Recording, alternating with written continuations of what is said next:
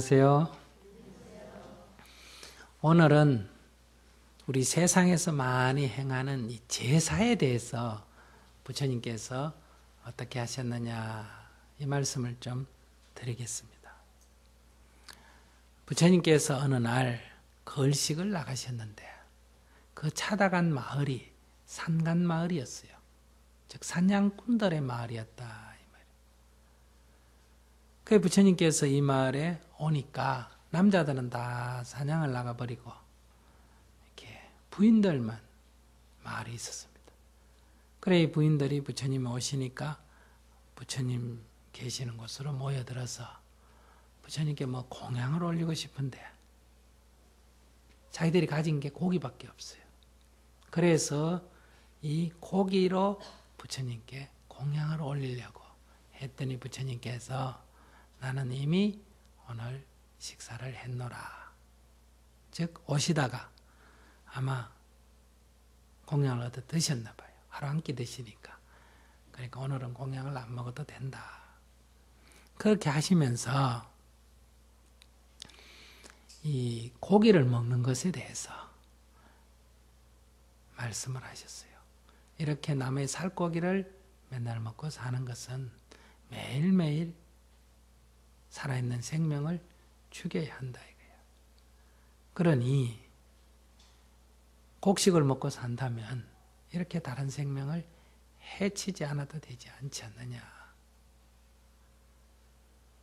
내 입맛은 남의 살고기를 먹으면 좋을지 몰라도 그 살고기 속에는 그 생명들의 온갖 고통과 비명이 들어있다. 그러니 그런 음식을 자꾸 먹게 된다면 마음이 어때요? 사납게 된다. 이렇게 하면서 이 불살생 계율에 대해서 말씀을 하셨습니다. 부처님은 그분들에게 이렇게 개송으로 읊으셨어요. 인자한 마음으로 생물을 죽이지 않고 항상 제 몸을 잘 단속하면 거기는 죽음이 없는 곳 어디를 가나 근심 없으리라. 인자하여 생물을 죽이지 않고 말을 삼가고 마음을 지키면 거기는 죽음이 없는 곳 어디를 가나 근심 없으리라. 팔짱 끼고 할 일 없이 중생들을 해치지 않고 교란하고 괴롭히지 않으면 그는 반드시 범천이 되리라. 항상 인자하여 가볍게 여기고 부처님의 가르침대로 청정하며 만족할 줄 알고 그칠 줄 알면 이로써 나고 죽음 건너게 되리라. 이렇게 설법을 해서 그 여인들이 너무너무 기뻐서 부처님께 다시는 살생하지 않겠습니다. 이렇게 맹세를 했어. 그때 마침 남자들이 즉 남편들이 사냥을 갔다가 돌아왔는데 이 여인들은 남편들이 사냥해 오면 마루에 나가서 마중을 해서 그 사냥감을 들고 오고 남편들을 위로하고 이렇게 했는데 다 부처님 법문 듣는다고 마중을 안 나갔어. 그 남편들이 아내가 마중을 안 나오니까 예 하고 약간 성이 나가지고 들어왔는데 부인들이 다 모여가지고 부처님의 설법을 듣고 있는지 거기 쭉 모여 있는 거예요. 그러니까 이 남편들이 화가 나가지고 가지있던 칼이나 창이나 활을 들고 부처님을 겨누면서 잔뜩 화가 나가 있는 거예요.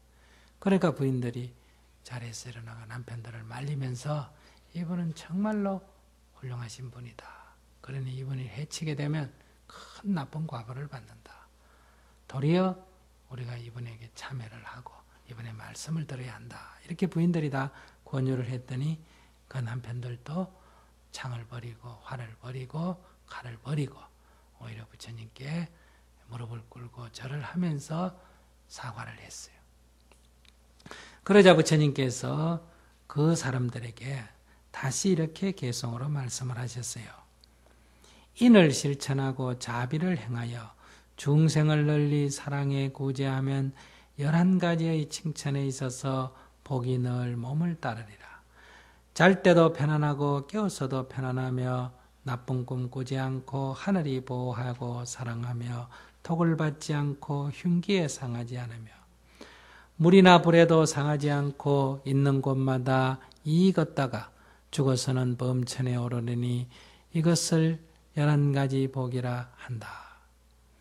이렇게 개성을 읊었더니 이 남자들도 부처님의 말씀을 듣고 이해가 돼서 부처님께 귀의를 했어요. 그러면서 살생을 하지 않겠다고 맹세를 했어요. 근데 이제 문제는 사냥꾼이 살생을 안 하면 어떻게 삽니까? 이것도 보통 일이 아니죠. 그죠? 그래서 부처님께서 왕에게 설법을 하셨어요. 즉 왕의 말씀을 해서 이 사냥꾼들에게 일정한 땅을 줄 것을 요청했고 왕은 흔쾌히 부처님의 말씀을 듣고 이분들에게 땅을 제공해서 농사를 짓고 행복하게 살도록 했다. 이런 기록입니다. 여기서 부처님께서 이렇게 이 사람들에게 사냥꾼 직업을 갖고 있는 사람에게 그것이 살생을 하며 살기 때문에 결국은 과보를 받는다 하는 것을 깨우쳐서 살생을 그만두게 하는 데서 머문 게 아니라는 거예요. 그 사람들이 생업이 있어야 살 거 아닙니까? 그죠? 그러니까 그들에게 다른 생업을 오히려 왕에게 얘기해서 일자리를 마련해 줬다 이런 얘기예요.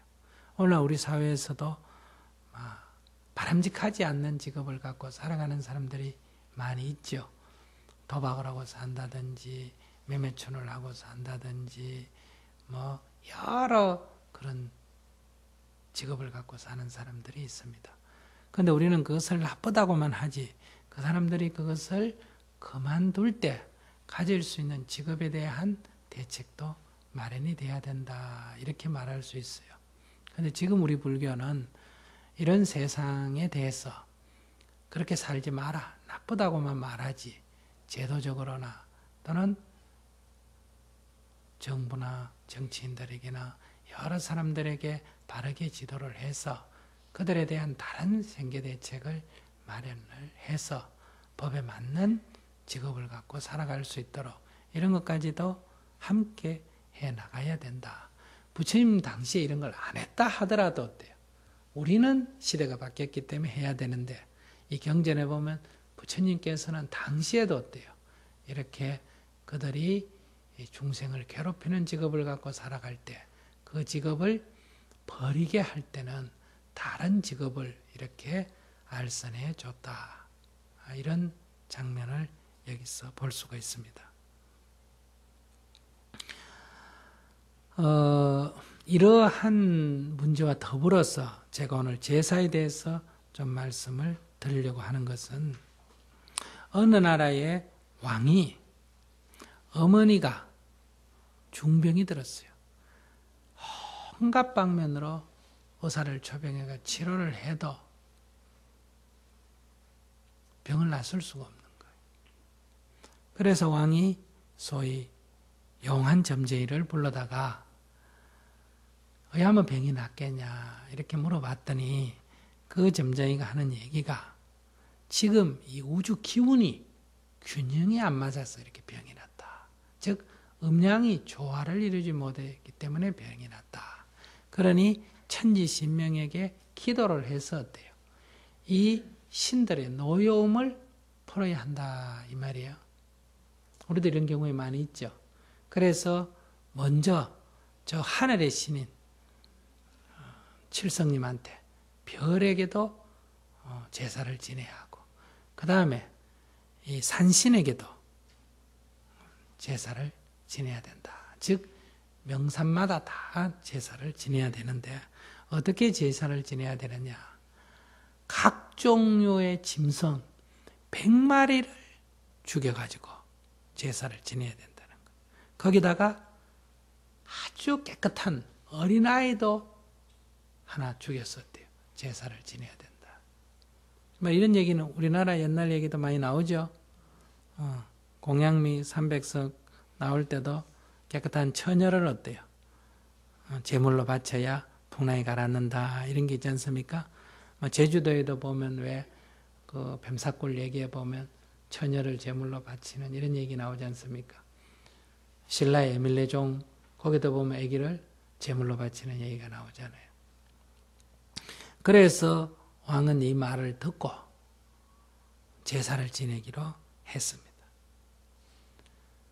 그렇게 해서 갖가지 종류의 짐승 100마리와 어린아이를 이제 죽여가지고 그것을 희생의 공약물로 삼아서 자기 어머니 병을 낫게 해달라고 기도를 하려고 큰 제단을 차려놓고 이제 제사의식을 행하려고 하는 거예요. 그때 부처님께서 이것을 아시고 이곳으로 왔습니다. 그러니 각각의 짐승들은 죽음이 임박하니까 어때요? 그 울부짖음이 야단스럽고 또 어린아이나 또 그 부모도 어때요? 그 아픔이 이루 말할 수가 없는 거예요. 그래서 부처님이 이것을 보시고 왕이 정말 어리석은 짓을 하는 거구나 이렇게 생각하고 왕에게 가서 부처님께 이렇게 말했습니다. 곡식을 얻으려면 밭을 갈고 씨를 뿌려야지 제사 지낸다고 곡식이 얻어지는 게 아니라는 거예요. 부자가 되려면 널리 베풀어 보시를 해야 부자가 되지 제사를 지낸다고 부자가 되는 게 아니라는 거예요.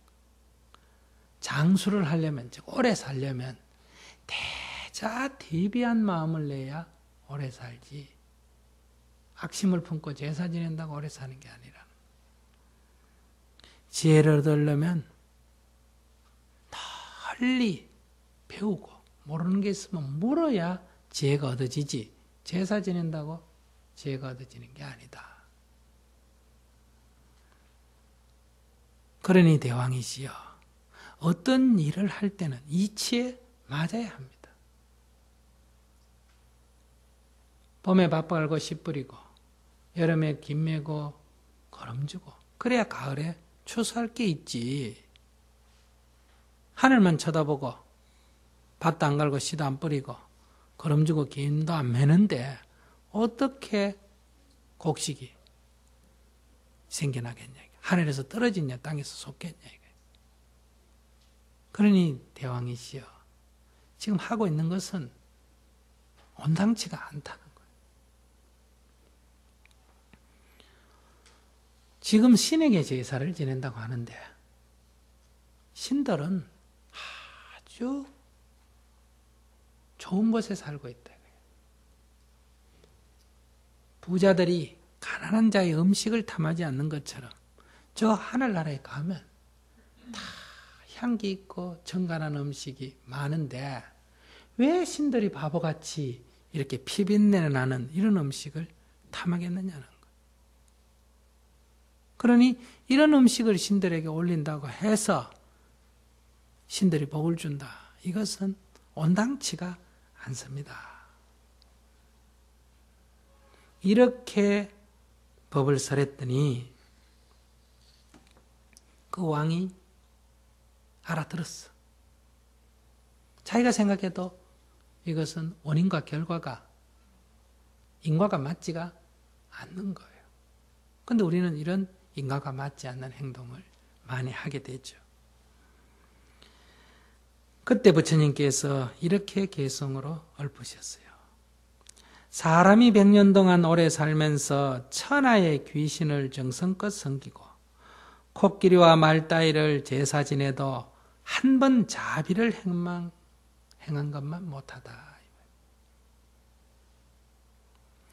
이렇게 부처님께서 말씀하시고 나서 부처님께서 좋은 법문을 해줬더니 왕과 거기에 참가한 모든 사람들이 듣고 어때요? 이치를 깨치고 환희심을 냈어. 그랬더니 그 왕의 어머니도 법의 이치를 깨치고 마음의 무지가 사라지니까 기쁨이 생기고 병이 나아버린 거. 그래 왕이 너무너무 기뻐해서 전국에다가 앞으로 살생을 하지 마라 라고 살생금지령을 내리고 부처님과 제자들을 위해서 한 달간 공양을 올렸다. 이런 데서 우리가 어떤 교훈을 얻을 수 있는가? 오늘 우리들도 무슨 좋은 일이 생기라고 뭘 할 때는 돼지머리 올려가 제사를 지냅니까? 안 지냅니까? 지내죠. 여러분 인도에 가보면 캘커타의 칼리카타 사원 같은 데는 매일매일 아침에 신에게 제사를 지내기 위해서 양의 목을 칩니다. 그리고 그 피로 이마에 찍었었대요. 축복을 해줍니다. 남의 생명을 해치고 그 피로 이마에 찍어서 복을 비는 거예요. 그리고 그 양은 고기는 시장에서 팝니다. 이것이 현재도 매일매일 진행되고 있습니다. 그래서 우리가 희생양이란 말이 있지 않습니까? 그죠? 근데 부처님 말씀대로 이게 합당한가 이런 문제예요. 우리는 오늘 장례를 치를 때, 또 돌아가신 분에게 예의를 갖출 때, 소를 잡고 돼지를 잡고 이렇게 하지 않습니까? 그러면 돌아가셨다고 우리가 슬퍼하면서 내 부모가 돌아가셨다, 내 형제가 돌아가셨다, 그걸 슬퍼하면서 왜 다른 생명을 죽여서 그 슬픔을 달랩니까? 이게 온당한 게 아니지 않습니까? 전에는 모르고 다른 생명을 죽이고 그 고기로 입맛을 똑같다 하더라도 내 부모나 형제가 죽는 걸 보고 내가 가슴이 아프다면 그 생명들이 죽을 때 그 생명이나 그 생명에 인연 있는 것들이 얼마나 가슴 아프겠느냐. 그러니 내가 평소에는 설령 살생을 한다 하더라도 내 부모가 죽은 오늘만큼은 어때요? 살생을 하지 말아야 되겠다. 오늘만큼은 내가 고기를 먹지 말아야 되겠다. 이래야 오히려 정당한 거 아니에요? 그런데 우리는 자기 아는 사람은 죽었다고 슬퍼하면서 그날 살아있는 다른 생명의 목숨을 해친단 말이에요. 또 하나 모순인 것은 축제예요. 우리는 이렇게 제사 지낼 때도 생명을 해치지만 축제할 때도 해칩니까? 안 해칩니까? 해치죠. 좋은 일 생겼을 때 또 이렇게 소를 잡고 개를 잡고 그러지 않습니까? 그럼 내 아이가 태어났다고 기뻐하면서 새로운 생명이 태어났다고 기뻐하는 그 축하연을 왜 다른 생명을 죽여서 축하를 합니까? 그 축하는 피비린내 나는 축하 아닙니까? 그 죽어가는 생명은 얼마나 원한에 사무치겠습니까? 평소에는 그렇다 하더라도 적어도 내가 태어난 날이나 우리 집의 아이들이 태어난 날 그날만큼은 살생을 하지 말아야 되겠다. 오히려 이래야 이게 이치가 맞는 거 아닙니까? 그러니 우리가 얼마나 자기만 생각하고 사느냐. 자기 부모 죽었다고 설마하면서 다른 생명을 해치고 자기 아들 낳았다고 기뻐하면서 다른 생명을 해치고 이런 것들이 합당하지가 않다는 거예요. 그래서 부처님께서는 마치 밭을 갈고 씨를 뿌려야 곡식이 얻어지는 것처럼 병이 낫고 장수하려면 방생을 해야 된다는 거예요. 살생을 하게 되면 그 과보가 뭐냐? 단명입니다. 그리고 병고예요. 그러니 우리가 이 병고에서 벗어나려면 방생을 해야 되고 이 단명, 이 비명 행사에서 벗어나려면 이 방생을 해야 되는 거예요. 그런데 도리어 오래 살게 해달라고 다른 생명을 죽이고 병 낫게 해달라고 다른 생명을 죽인다는 것은 병을 더 깊게 만들고 명을 더 단축하는 행위다. 이건 마치 쥐가 쥐약을 먹는 것과 같고 물고기가 낚싯밥을 먹는 것과 같다는 거예요. 잘한다고 하는데 결국은 더 자기를 해치는 행위를 하게 된다.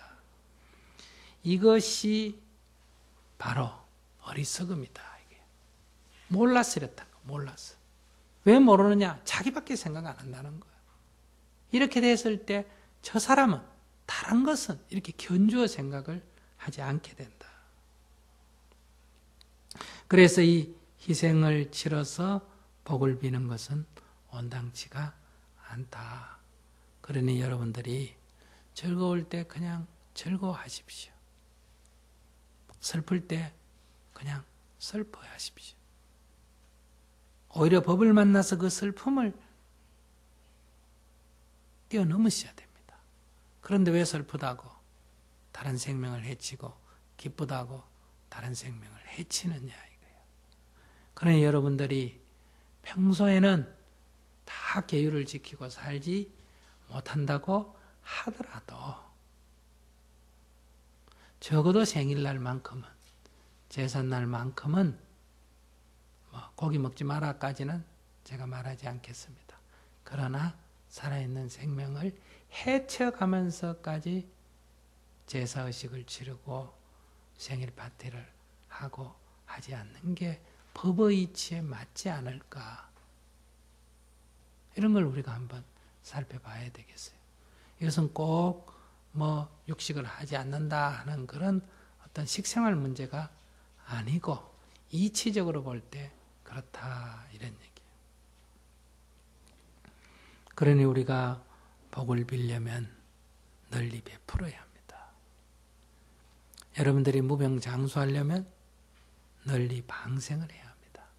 방생이란 꼭 미꾸라지나 자라를 강가에 띄워주는 것만을 방생이라고 하지 않고 죽어가는 생명을 살리는 것, 즉 지금 제3세기의 어린아이들이 굶주리는데 식량을 주는 것, 간단한 질병도 치료하지 못해서 죽어가는 사람들에게 치료를 해서 살리는 것,